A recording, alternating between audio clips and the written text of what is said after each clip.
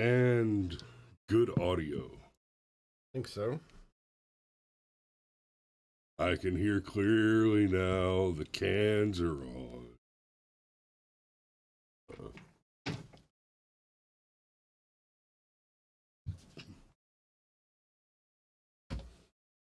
Oh. I mean, you could push buttons. Oh.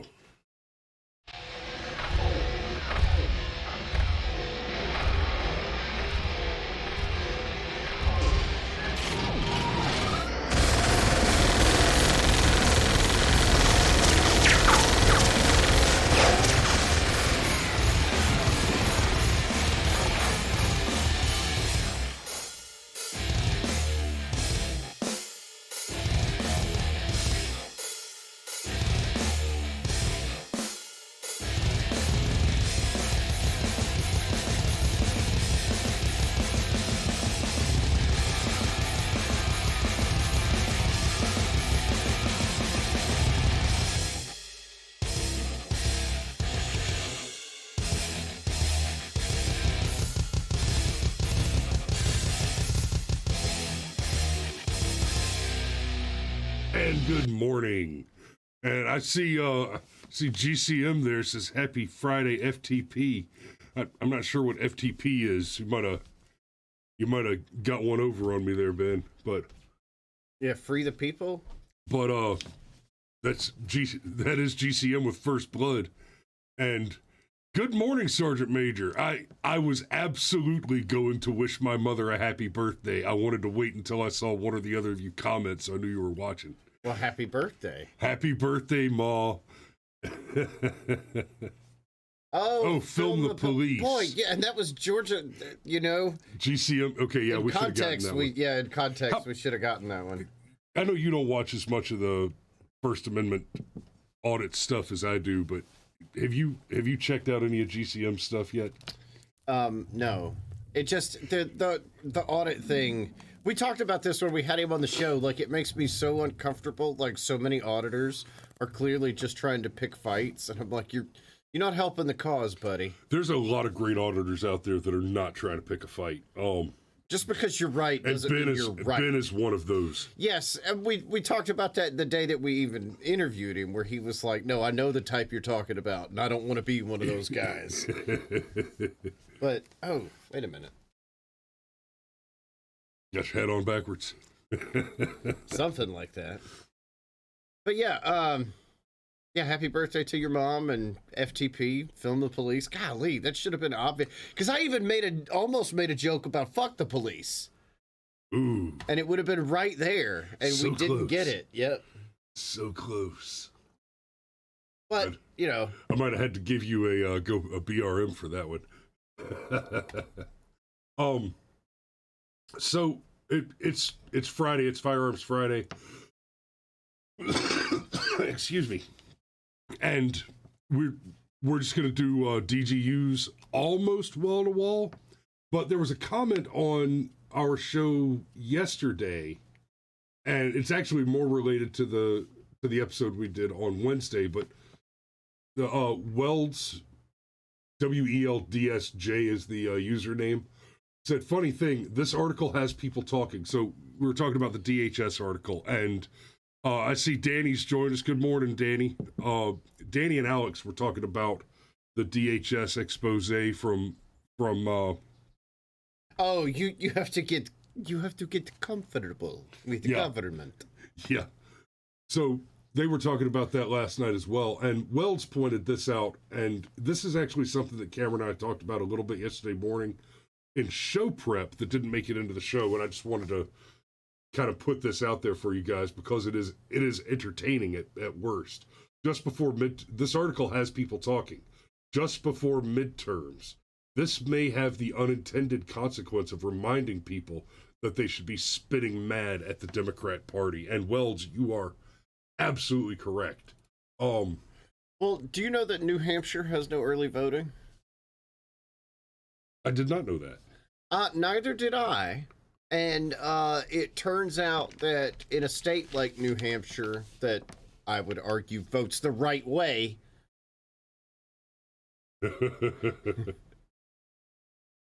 something like that coming out. I mean, they call it the October surprise because, well, I mean, they would drop it somewhere in the middle of October, right?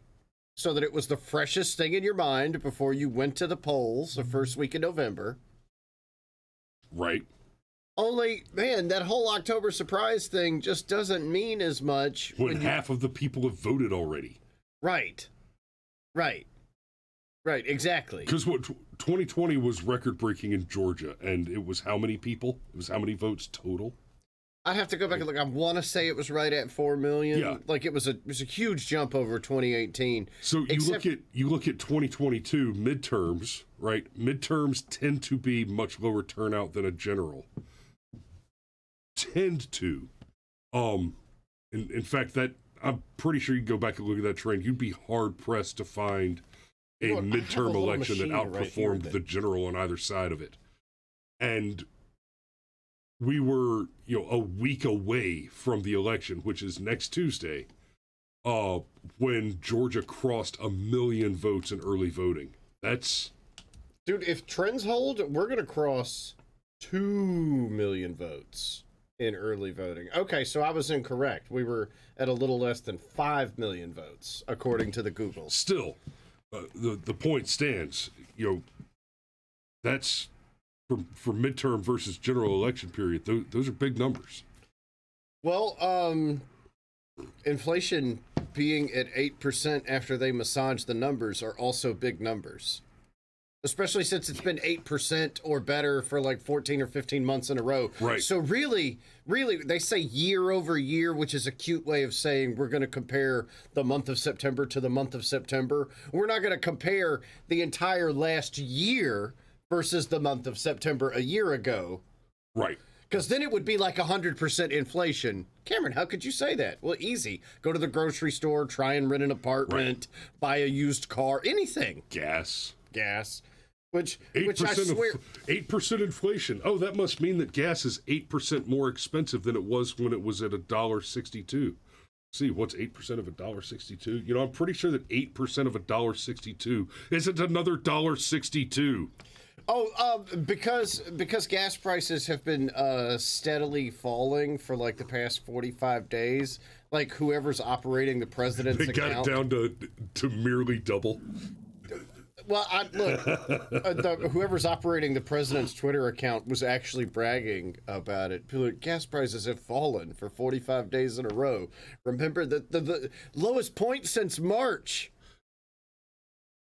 Remember that when you go to the polls. Okay. And Biden. I will. I promise. I will remember that gas is the cheapest it has been since March when I go to the polls. Nope. I got you. In fact, I have to drive by 2 or 3 gas stations on my way to the polling place. And Biden had the nerve a couple of days ago in an interview to say, hell, gas was $5 a gallon when I took office. No, Joe. No, it wasn't. That happened after you collapsed the U.S. fuel economy. Shithead. Yeah, so anyhow... But you know what? It's Friday. So, yeah, anyhow, we're going to hit 2 million early votes, and yeah. Did you ever hear from Alex about what he wanted to do on election night I got Tuesday? I got a little bit more from him, but not much. What I can say definitively right now is the show will start around 8. And go till whenever? And go till we're done. I see. And it will probably be simulcast on this channel everywhere we broadcast, and everywhere that Alex broadcasts. Now, we'll be talking about election. Specifically, we'll be talking about the midterm election that's happening on Tuesday. I may just leave that show off of YouTube, and you'll have to find us on Rumble and everywhere else. Because Alex is talking about some special guests, and that conversation might just get spicy. Might just get too spicy for YouTube. I'll know more about my work schedule that day, but if it's one of those things where it's going to run late, brother, I'll swing by. I'll let you know. We will be in communication. Hell, you can call in. What? From the road. No. Not.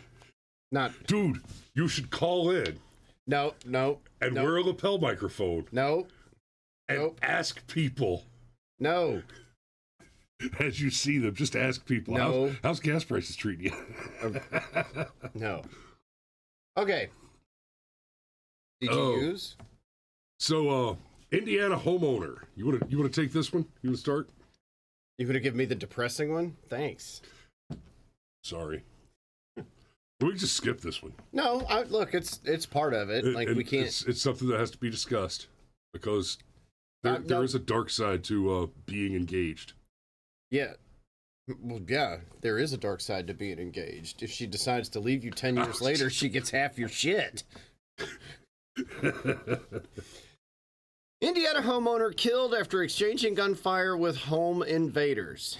Indiana man was injured when Owen County Sheriff's Department officers arrived on the scene and ultimately died. An Owen County, Indiana homeowner died during a home invasion on Wednesday night after exchanging gunfire with two suspects. Officers with the Owen County Sheriff's Department responded to reports of an active home invasion just before 8:15 p.m. on Wednesday, and when they arrived, they found homeowner Gilardo Garcia Salinas. What a name. Injured and outside of the home. Salinas was administered first aid, but it was unsuccessful, and he was pronounced dead at the scene by Owen County Coroner's Office. Preliminary investigation found Salinas and two suspects exchanged gunfire during the home invasion, and by the time responding officers arrived, the suspects had fled. According to a press release from the Indiana State Police Bloomington District, which is handling the investigation, the two suspects left in an unknown direction in a gray or blue passenger vehicle. Woo. Either they're restricting information so the suspects will make a mistake, or this just got even more tragic. Yeah. Well, that gray or blue passenger vehicle, believe it or not, guys, as somebody who used to try and identify vehicles professionally in the dark, it is hard to tell the difference between dark colors in the dark. Yes. It's amazingly hard. The make and model of the vehicle are unknown, the release read, and it is unknown whether the suspects were injured. God. Part of the investigation includes obtaining video footage from nearby locations, which state police said is underway. As our follow-ups with leads, the department said it did not believe the public is in danger while the investigation is ongoing. Police ask anyone with information about the matter to call the Indiana State Bloomington Post at blah, blah, blah, and ask for Detective Ian Matthews. Okay, so just reiterate again, either information on the case is being tightly controlled so the suspects will make a mistake. Like, if you got away in a red early 2000s pickup truck and we put that out as part of the story, well, the first thing you're going to do is ditch your red pickup truck. Exactly. So there's that. Normally we take victory laps. Part of the point of this segment might have even been the thing that got us the strike a few weeks ago. The fact that we'll crack a few jokes at people's expenses. But it was such an old episode. Who can remember what we said back then? But we've literally done this show thousands of times. Hundreds. No. Firearms Friday, hundreds. Okay. The Brushfire Mine. Oh, yeah. Well, yeah, Brushfire Mine, thousands. Yeah. Sorry. I thought it was like, no, the math is... Yeah, but the point here is we can't shy away from it when it goes wrong. In fact, I think it's important to embrace the times that it goes wrong because it's so rare. It helps make the point. And let's say he had a family, friends, whatever. Anybody some girl he met at the bar that night in the home with him. Would you rather be defenseless? Oh, that's a negatory. But what if you die in a shootout with suspects? That's unacceptable. And no. Put your ego aside for a second. Pretend like somebody gets a lucky shot off. No, that's what I was it's about not to like say. you're. It's that's not what like I was about to say. You can be the baddest gunslinger that ever walked the face of the world. It's you don't lose a gunfight just because you came up against a better gunfighter. There are so many other factors that can come into play. Being outnumbered 2-1 is not a guaranteed loss, but it is an extra point of failure. Yeah, right. Big point of failure. I mean, a good fighter fighting even other good fighters can outmaneuver 2 or 3 other fighters and get the good lines of sight, get the good angles, and get the job done. It can be done. But there is no amount of training, preparation, etc. that will make you absolutely flawlessly safe. That doesn't exist. That perfect world is a fantasy. Now, that does not, however, mean that you can make a situation like this one become, as the data supports, vanishingly rare by taking careful precautions and being prepared to the greatest degree you can manage. But this also illustrates the question of having only the police be armed. Right? When the gun grabbers talk about grabbing the guns, part of the argument is that only the police should have guns. And I want to clear something up for you real quick. If what you believe is that only the police should have guns, then whether you understand it or not, what you actually believe is that only the police and the criminals should have guns. And keep with me on this. By the criminals, I mean the worst, most violent career criminals. Because even your habitual repeat shoplifters and minor petty, there are minor petty criminals that are repeat habitual petty criminals. Or even a felonious thief. You can be a felony thief and never carry a firearm. Never carry a firearm. That's when we're correct. talking about who gets to have guns after the law restricts firearms to only the military and police, you still have your gangsters that have already decided that if I get, like, being a convicted felon and getting caught with a gun, getting caught with a bullet can send you to prison for 5 years. Yeah. So if you're willing to risk prison for 5 years for being in possession of a gun, you know, it's as you say. I mean, we say it all the time. If guns are outlawed, only outlaws will have guns. And please believe that's a statement that has layers.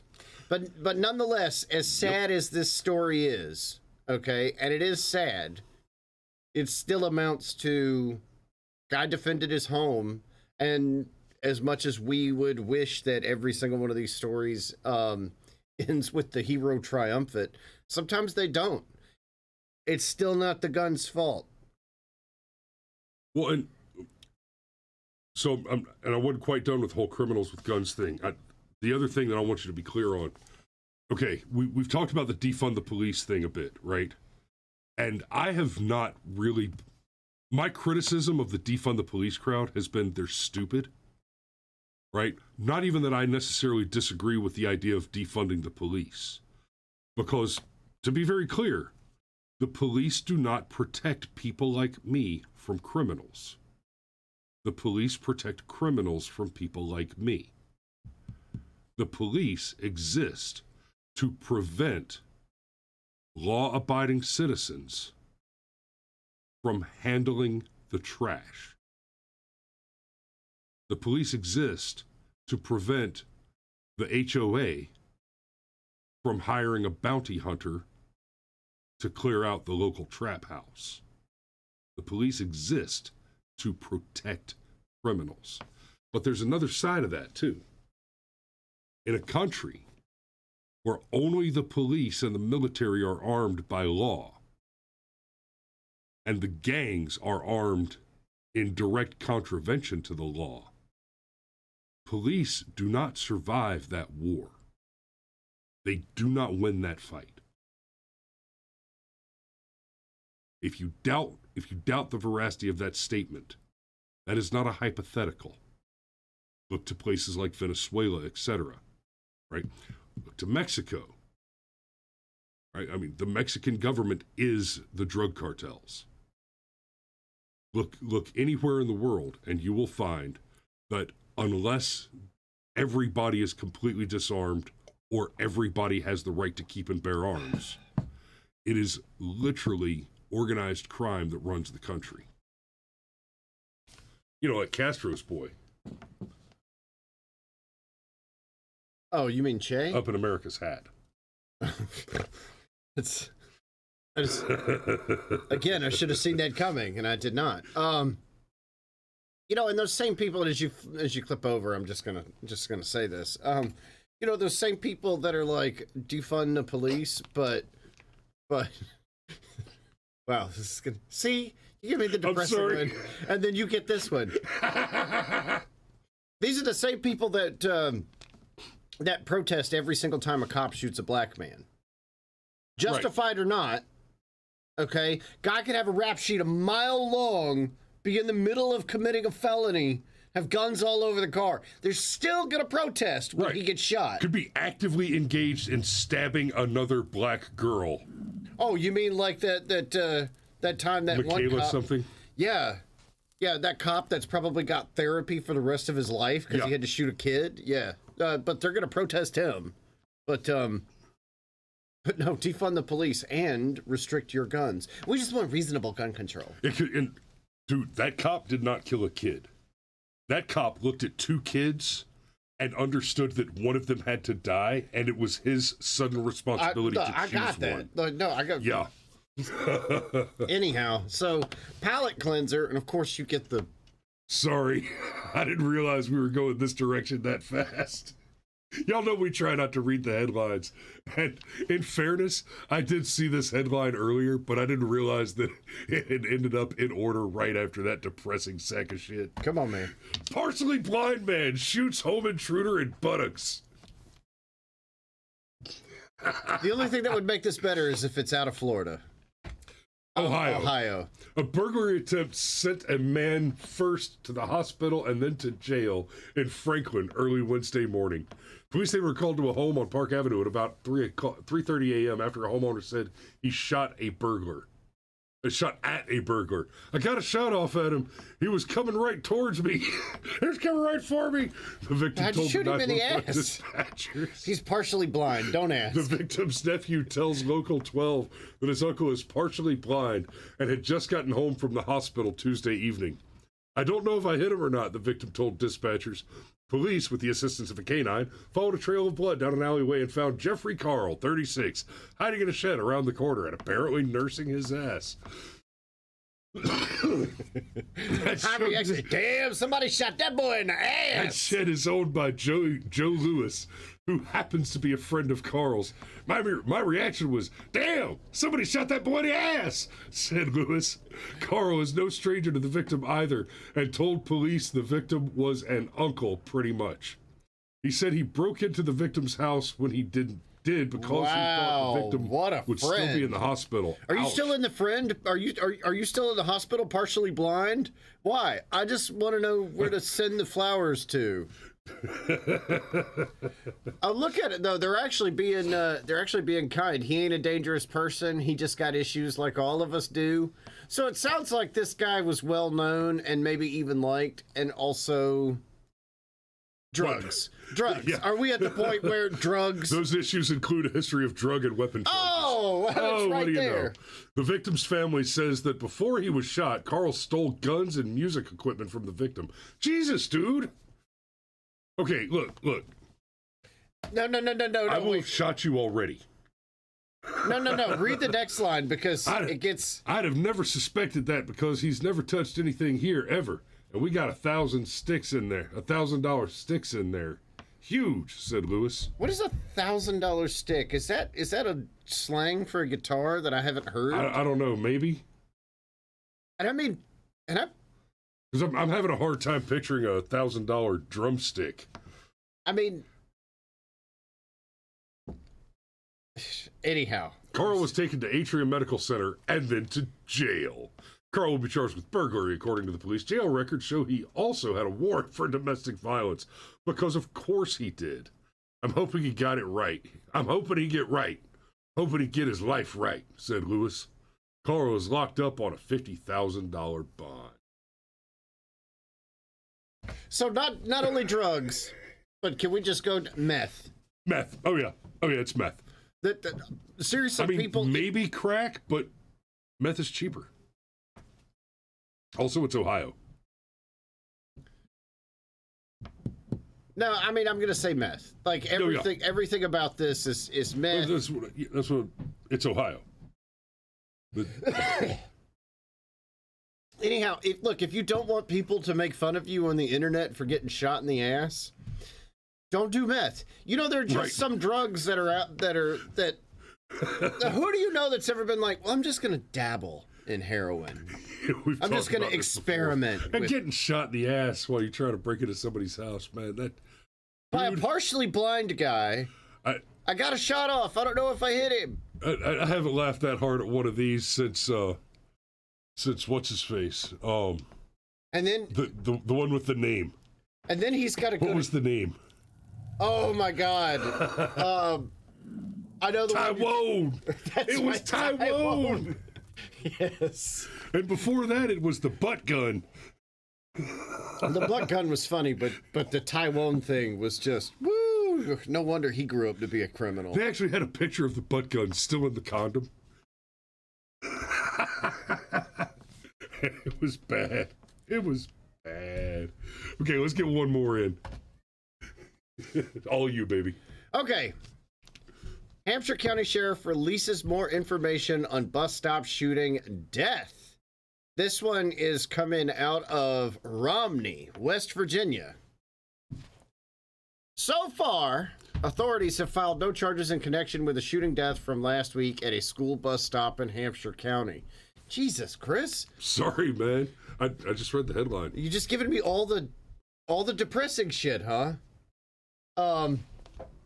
Oh, by the way, Fee says it's Ohio, maybe hockey sticks. I don't. Maybe. I don't think so. I don't think these people play hockey. I think we can make that. No, I wouldn't make that leap. I wouldn't make that. No. There's certain things about hockey players, just like there are certain things about basketball players, but we can't talk about that here. Bethay says unless it's Dayton, that it's crack. Fair enough. According to Hampshire County Sheriff Nathan Sions, a man identified as Sean Davis approached another individual as identified as John Delaney, while a number of students were awaiting the arrival of a school bus. Delaney was sitting in a pickup truck at the bus stop around 6:30 a.m. last Wednesday. Mr. Davis was carrying a knife as he approached Delaney. There was a verbal confrontation, and Mr. Delaney reported Mr. Davis reaching through the window with a knife. The knife was closed, but he said he was afraid he was going to flip it open, and that's when he essentially fired 2 shots. Yeah, he essentially fired 2 shots. Boy, you can tell. I might go so far as to say he necessarily fired 2 shots. Man, why do people do this? I'm going to include a bunch of adverbs so that I sound smarter than I am. Like, dude, come on. You're already the press contact for a shooting at a school bus stop. You're already the big swinging dick in the field there. Like, okay, like, the shot struck Davis in the chest. The sheriff said Delaney exited his vehicle after the shooting, called 911, and began to perform CPR. Davis was pronounced dead at the scene. The school bus had not arrived at the time of the shooting, but did so a short time later. 5 of the children at the bus stop witnessed the shooting.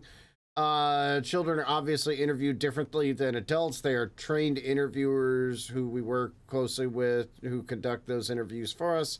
But the statements were all very consistent. Science said the investigation continues, but all in... Okay, so this is a non-fucking story, is what this is.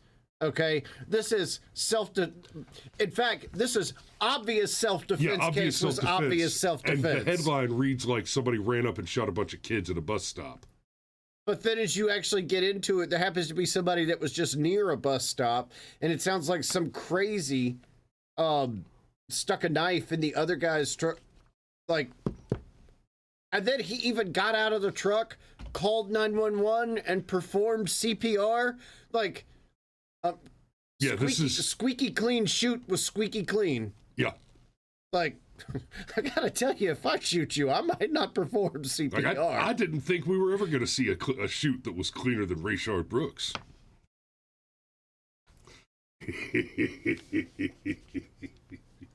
All right. All right, it is 8 o'clock. It is Friday. This is the last day of early voting here in Georgia, by the way. Last day of early voting. Safety, safety, safety. And remember, when you go vote, they want you to forgive them for the pandemic. Yes. And I mean it. Remember, they want, nay, need you to forgive them.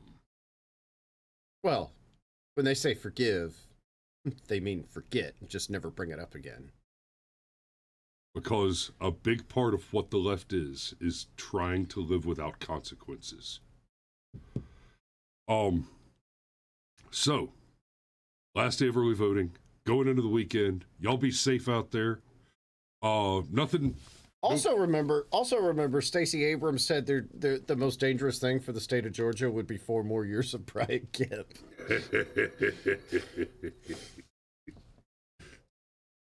Yeah. So even Boone get full sometime. You go home now. Go home. You have whole chicken stuck in Gap. Go now. Try vegetable. You scare my wife. So y'all be safe out there. Don't drive, drink. Don't fry bacon naked. Sex, drugs, rock and roll, farm animals, and videotape. You know, no two at the same time. We will see you Monday.